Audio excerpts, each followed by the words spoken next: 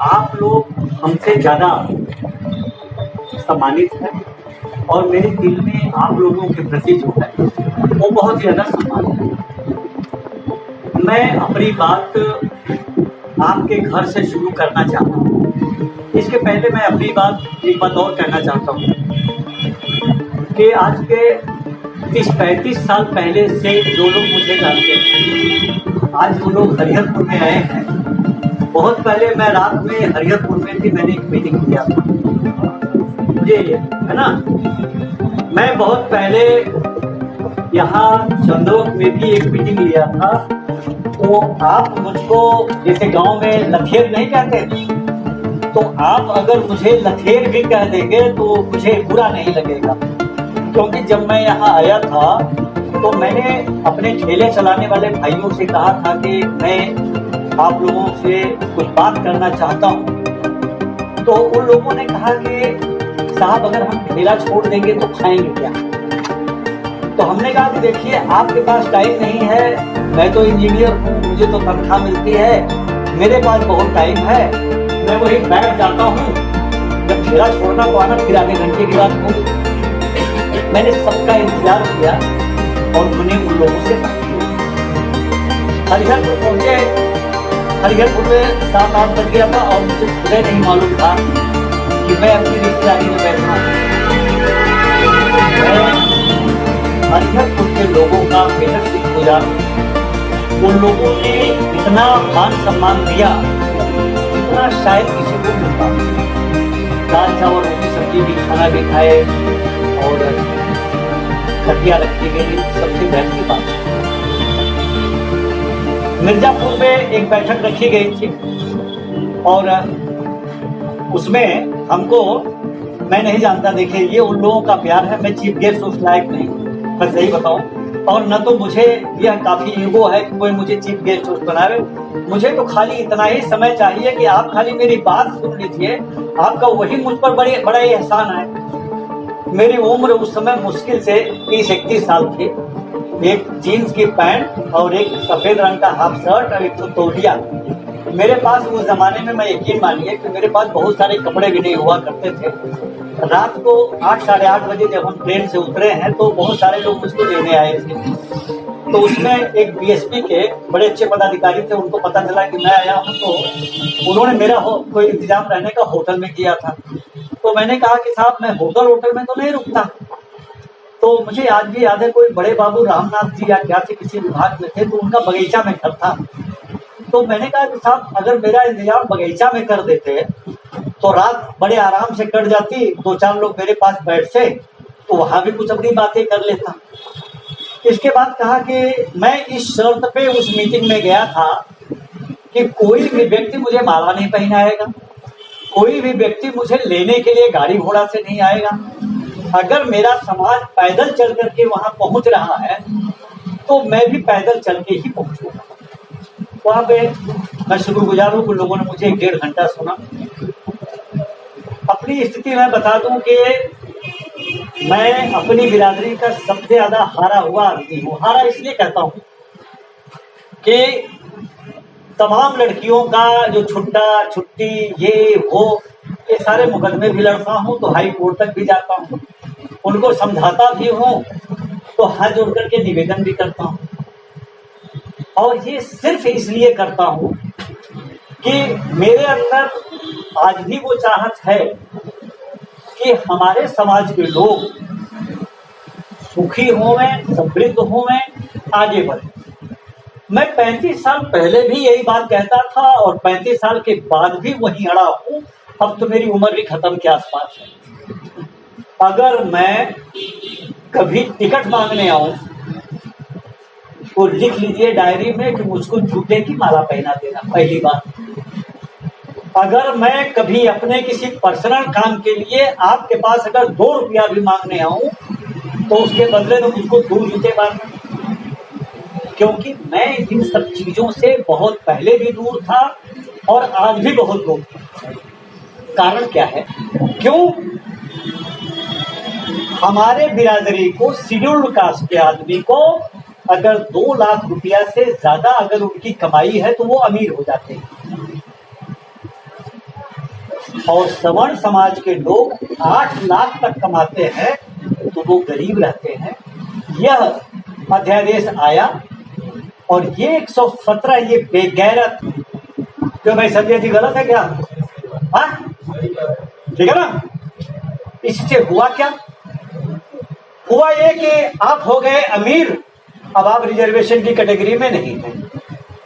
और वो सवर्ण समाज का इसके बाद दूसरा अध्यादेश ले आया, $47,000 गरीबी रेखा से नीचे वालों को विदेश में पढ़ने के लिए मिलेगा। तो राइट टू एक्ट इंफॉर्मेशन आपके पास है, आप पता करो ना भैया कि पिछले 5 साल में कितने खटे, कितने डूब, कितने सरकार विदेश गए पढ़ने के लिए। तो आपको यही रहना है, एक गुनगुना ले लीजिए बजाना और बजाते रहिए ऐसे ऐसे ऐसे, बाकी आपके पास कुछ नहीं। ठीक है, ये बात को पहले सीधे सीधे समझ लीजिए। मैं उन लोगों को यह बात हमेशा कहूंगा। एक बात की बात भी है कि वो हरिहरपुर के लोग जानते हैं, हरिहरपुर में वो लोग की तरफ से जानते हैं, कहीं कोई मारपीट हुई थी पानी वानी को लेकर के। मैंने फोन किया माननीय विधायक जी से, माननीय विधायक जी अशोक सोनकर जी ने कुछ नहीं किया। अचानक ही माननीय बहन जी का मंडल की बैठक की समीक्षा की, वो आजम गणा रहे थे। अचानक ही जिलाधिकारी महोदय का फोन आया, पता नहीं भाई मैं नहीं जानता ना, मैं बड़ा आदमी हूँ। उन्होंने मुझको टेलीफोन किया कि भाई क्या मंडल समीक्षा की बैठक में आप जा रहे हैं? तो मैंने कहा कि हाँ मैं रास्ते में। क्या यार खाली ये निवेदन है कि कोई कंप्लेंट वम्प्लेन मत कर देना यार, नहीं तो मेरी स्थिति खराब हो जाएगी। तो हमने कहा कि भाई साहब मैं आपकी क्या स्थिति खराब करूंगा, मैं तो उधर जाने के बजाय मैं चंदवक जा रहा हूँ, वहाँ हमारे लोगों को कुछ मारपीट हो गई है, मैं वहीं जा रहा हूँ। तो उन्होंने कहा कि भाई आप क्यों जा रहे हो, मैं ही व्यवस्था कर देता हूँ। और मेरे यहाँ आने से पहले वो वकील साहब जानते हैं वो व्यवस्था हो गई। ठीक है, आपको अपने बदौलत अपने मालिक आप खुद हैं और कोई नहीं।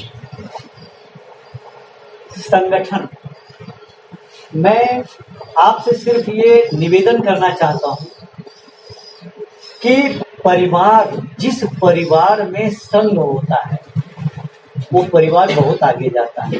ये सही है कि गलत है, पहले आप अपनी सही। संघ शुरू होता है आपके परिवार से। मैं कोई नई चीज थोड़ा कह रहा हूँ, या मैंने कोई संगठन या इन लोगों ने कोई संगठन बनाया तो कोई नई चीज थोड़ा है। संगठन के मूलभूत कामों के बारे में आपको समझिए कि संगठन है क्या।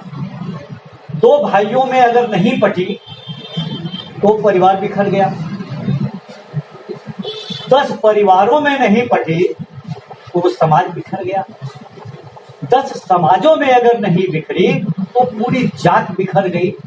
और ऐसे बिखरते बिखरते, जैसा कि वकील साहब ने कहा, ये सच है और इसके लिए ये बात मैं नहीं कहता। पंडित जवाहरलाल नेहरू की किताब है डिस्कवरी ऑफ इंडिया, आप उसे पढ़ लीजिए। पंडित राहुल सांस्कृतायन की किताब है वोल्गा टू गंगा, उसमें पढ़ लीजिए। डॉक्टर राजेंद्र पैथर की किताब है प्राचीन भारत का इतिहास, जो बीएचयू के प्रोफेसर रहे हैं, उनको पढ़ लीजिए। बहुत सारे ऐसे लोग हैं, मुल्कराज आनंद की किताब को पढ़ लीजिए और उर्मिला थापर के इतिहास को पढ़ लीजिए, तो यह पता चलेगा कि आपके पूर्वज इस देश में राजा थे। पहली बात तो यह मैं बता दूं कि आपके पूर्वज इस देश में राजा थे, और चूंकि इस बात को मैं पुख्ता इतने दस्तावेजों के वजह से कह रहा हूं, इसलिए मेरा हाथ जोड़ करके निवेदन है कि आप इसको यथावत मान लीजिए और अपने लिए एक बार ताली बजाइए कि हमारे समाज के लोग कभी इस जमाने में यहाँ के राजा हुआ करते थे। और ये हमारे लोगों की नालायकियत है, और वो नालायकियत हम आज भी कर रहे हैं कि हम राजा से फकीर हो गए। अब फकीर कहां से हो गए? बनना है आपको मधुमक्खी, आपको मधुमक्खी बनना है, लेकिन आप बन रहे हो कोई दूसरी चीज। मधुमक्खी को जब वो छत्ते पर आती है, लगाती है, अगर आप जरा सा छेड़ के देखिए तो क्या होता है? अगर आप छेड़े छत्ते में तो क्या करेगी मधुमक्खी? सारी मधुमक्खियां दौड़ा लेगी ना। क्या जो 10, 15, 20, 1 आध लाख की मधुमक्खियां हैं, क्या उसमें आपस में तफरका नहीं रहता होगा? कुछ रहता होगा ना, आपस में झगड़ा भी होता होगा, कोई ज्यादा चढ़ जाती है, कोई कम चढ़ जाता होता होगा कि नहीं होता होगा। लेकिन बाबूजी अगर आपने छेड़ा तो कम से कम आपको 500 मीटर दूर भागना है, उसके पहले वो छोड़ेंगे नहीं, तो छोड़ देंगे। आपको ऐसे संगठन का निर्माण करना है कि आप मधुमक्खियों की तरह से शहद बनावें। आपकी शहद बहुत कीमती होगी, आप मीठे होंगे, आपकी कीमत बहुत ज्यादा होगी, और समय पड़ने पर आप पूरी दुनिया को अपनी ताकत भी बता देंगे। तो ऐसा संगठन अच्छा है कि नहीं, आप ये पहले बताइए। अच्छा, आपको इसी हिसाब से चलना है। गांव में जुल्म ज्यादती होती है, दिक्कत कहां से है? आपको अभी आप अपने बेटे को कहेंगे कि बेटा पढ़े लिखे लोगों से बात करो और पढ़े लिखे लोगों की बात को मानो, यही कहते हैं यार। लेकिन आप ये जो सोचने का काम है, ये आप अपने से खुद नहीं करते, आपके लिए दूसरा कुछ सोचता है।